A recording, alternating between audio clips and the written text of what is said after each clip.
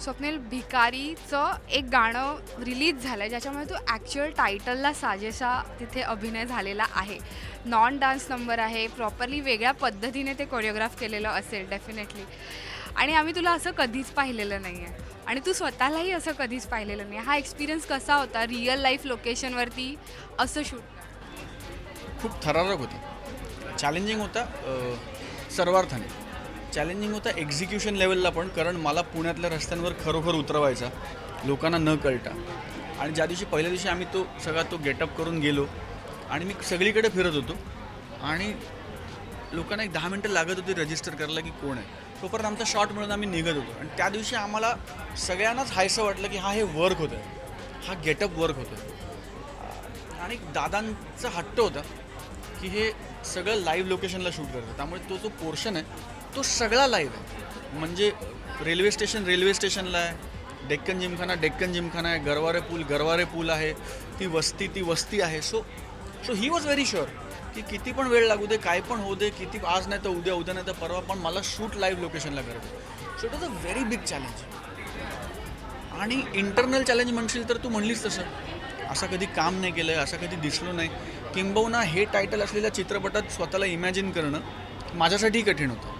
पण दादांनी जेव्हा मला गोष्ट सांगितली तेव्हा माझं लक्षात आलं की अरे ही माझी फिल्म आहे आणि फार कमी वेळा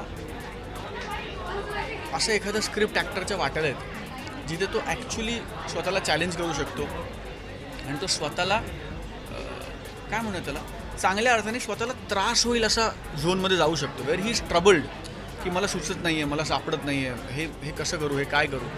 आणि ते माझ्यासाठी या चित्रपटात डे 1पासून झालं ते आत्ता गाण्याच्या रिॲक्शनपर्यंत. म्हणजे आत्ता एक आई आली आणि तिने घट्ट मिठी मारली आणि ती फक्त रडली आणि गेली. मला माहिती नाही ती कोणाची आई आहे, पण आय थिंक भरून पावलं. हे आईसाठीचं गाणं आहे आणि ते जर कुठल्या तरी आईला भिडलं तर आय थिंक भरून पावलं. So I think I am very excited for this song.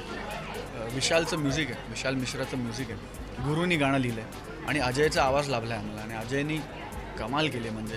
So I think it's a magical number. Mahesh लिमयेच्या कॅमेऱ्यात ते कैद झालं आहे, दादानी ते कोरिओग्राफ केलं आहे, माझ्यावर चित्रित झालं आहे. इतका वेगळा मी स्वतःला कधी पाहिलं नाही आणि हा धक्का सुखद आहे.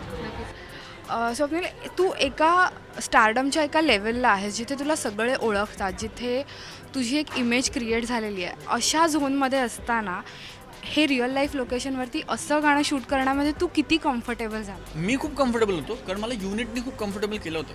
आमच्या 2 गुरिला टीम्स असायच्या.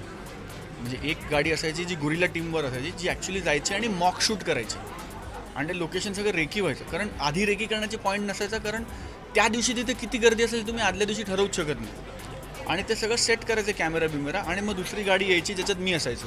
मला ऑलरेडी मार्क करून सांगितलेलं असायचं. मी चालायचो जसं ठरलं होतं किंवा जाऊन बसायचो आणि कोणाला काही कळायच्या आत शॉट संपवून मला वॉकीवर सांगायचं की मला एक छोटा इनियर दिलं होतं कानात आणि मला सांगायचं की निकल तेरे लेफ्ट में एक ब्लू कलर की गाडी उसमें बैठ जा. तर मला माहिती नसायचं कोण आहे गाडीत. मी जाऊन त्या ब्लू कलरच्या गाडीत बसायचो, ती आमची गाडी असायची. So it was planned very well आणि खूप मजा आली बिकॉज ऑलमोस्ट थ्रिलर शूट करायचा फील आला मला. पण थ्रिलर शूट करत नव्हतो. I think it was a very emotional moment, कारण ना जेव्हा मी शूट केलं तेव्हा ते लाईव्ह लोकेशन असल्यामुळे मला गाण्याचा फीडबॅक येत नव्हता. त्यांनी कसं असतं, तुम्ही सेटवर असता, तुम्हाला गाणं ऐकू येतं आणि तुम्ही इमोट करता. सो इमोट करताना दादा मला फक्त सांगायचं की ये लाईन आहे ना, ये लाईन पे ये तेरा शॉट लगेगा.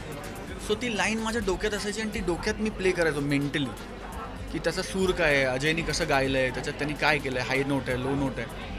सो ते माझ्यासाठी ॲक्टर म्हणून खूप चॅलेंजिंग होतं, कारण बाजूला गोंगाट, कधी फिश मार्केट होतं, खूप गोंगाट असायचा, कधी बसस्टॉप असायचा, ओरडाआडी धक्काबुक्की. पण त्याच्यात तो मेंटल काम ठेवून मी त्या गाण्याच्या नोटवर कॉन्सन्ट्रेट करणं वॉज अ बिग टास्क आणि I hope I have achieved it. तू बोलताना पहिल्यांदा इतका खूप विचार करून बोलतोयस.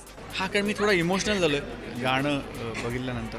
कारण मी पण आज पहिल्यांदा मास्टर बघितलं आणि माझी आई होती समोर. सो माझ्यासाठी पण it was a very big moment की तिला कसं वाटतं. आणि त्याच्यानंतर ती रडली त्यामुळे मी हललो. सो आनंदही आहे की तिला आवडलं आहे, पण आई रडली इज नॉट अ